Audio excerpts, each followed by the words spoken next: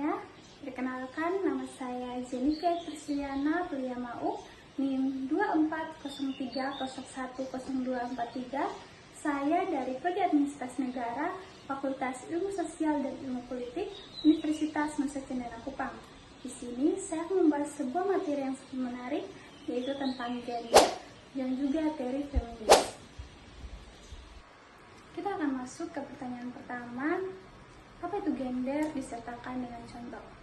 Teman-teman, gender adalah pembentukan status, peran, dan tanggung jawab antara perempuan dan laki-laki yang dibentuk oleh masyarakat sesuai dengan nilai budaya yang berlaku. Contohnya, kita seringkali melihat bahwa perempuan hanya diperuntukkan untuk bekerja di rumah dan mengurus anak, sedangkan laki-laki dituntut untuk mencari nafkah.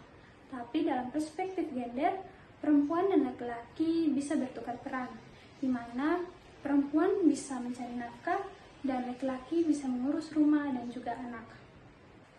Kita akan masuk ke pertanyaan yang kedua. Apakah kesetaraan gender itu penting? Mengapa? Sertakan dengan contoh. Kesetaraan gender itu sangat penting karena kesetaraan gender merupakan hak asasi manusia yang mendasar dan penting untuk pembangunan berkelanjutan dan untuk kepentingan dan kemajuan masyarakat. Contohnya, dalam kesetaraan gender melibatkan pembagian gaji yang sama sesuai dengan pekerjaan yang sama tanpa adanya diskriminasi berdasarkan gender. Pertanyaan yang ketiga, apa itu teori feminis? Sertakan dengan contoh. Teori feminis tidak hanya tentang menuntut kesetaraan formal, tetapi juga tentang mengubah struktur sosial dan budaya yang menindas perempuan.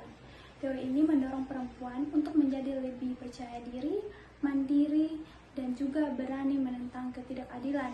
Contohnya pembelaan hak-hak perempuan. Feminisme mendorong gerakan-gerakan sosial yang membela hak-hak perempuan seperti hak berpendidikan, hak kesehatan reproduksi, dan hak untuk kekerasan dalam rumah tangga.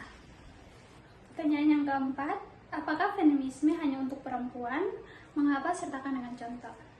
Feminisme bukan hanya untuk perempuan. Memang awalnya dipelopori dan berfokus pada hak-hak perempuan. Tetapi feminisme bertujuan untuk mencapai kesetaraan gender dan keadilan bagi semua orang, baik perempuan maupun laki-laki. Contohnya yaitu feminisme melawan standar maskulin, di mana gerakan ini mendorong laki-laki untuk bebas dari standar maskulin, yang dimana laki-laki dituntut menjadi pria sejati, sedangkan hal ini membuat mereka tertekan dan juga merugikan mereka. Pertanyaan yang kelima, apakah kamu punya pengalaman atau pernah menyaksikan situasi ketidaksetaraan gender dalam kehidupan sehari-hari, misalnya di rumah, kampus, media? Coba ceritakan dan berikan tanggapanmu, bagaimana kamu melihatnya dari sudut pandang feminis. Jadi pengalamannya dalam keluarga, di mana laki-laki lebih dominan sebagai kepala keluarga dan dalam pengambilan keputusan, sedangkan perempuan dianggap tidak berhak dalam pengambilan keputusan dan hanya bisa mengurus rumah tangga. Padahal dalam konteks feminisme, itu semua bisa ada perubahan, di mana perempuan juga bisa mengambil keputusan dalam sebuah situasi, dan laki-laki juga tidak hanya sebagai kepala keluarga atau dalam pengambilan keputusan, tetapi laki-laki juga bisa mengurus rumah tangga dan juga keluarga. Pertanyaan yang keenam, apa itu patriarki? Bagaimana konteksnya dalam kehidupan nyata?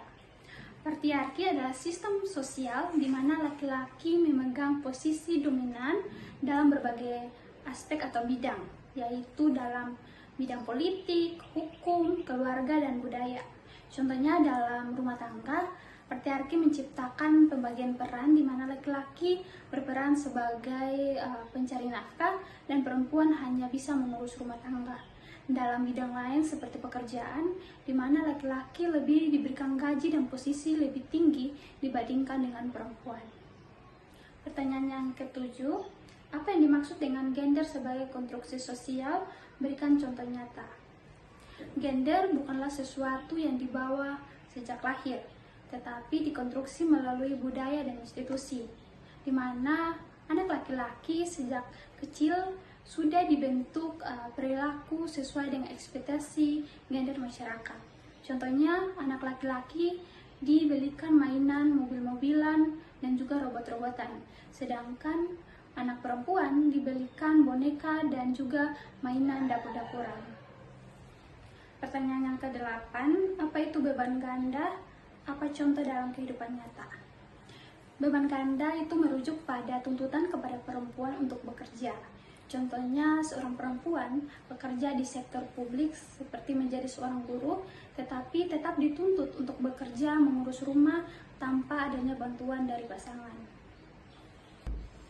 Pertanyaan yang ke-9, apa itu body politik dalam isu gender? Berikan contoh nyatanya. Body politik itu mengacu pada peraturan, kontrol, dan politisasi terhadap tubuh perempuan oleh negara, agama, budaya, dan juga media. Contohnya aturan aborsi dan kontrol kelahiran.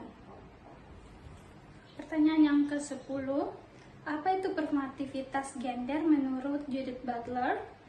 Menurut Judith Butler, gender bukan identitas yang kita miliki, tetapi sesuatu yang kita lakukan secara berulang-ulang, seperti peran dalam panggung teater.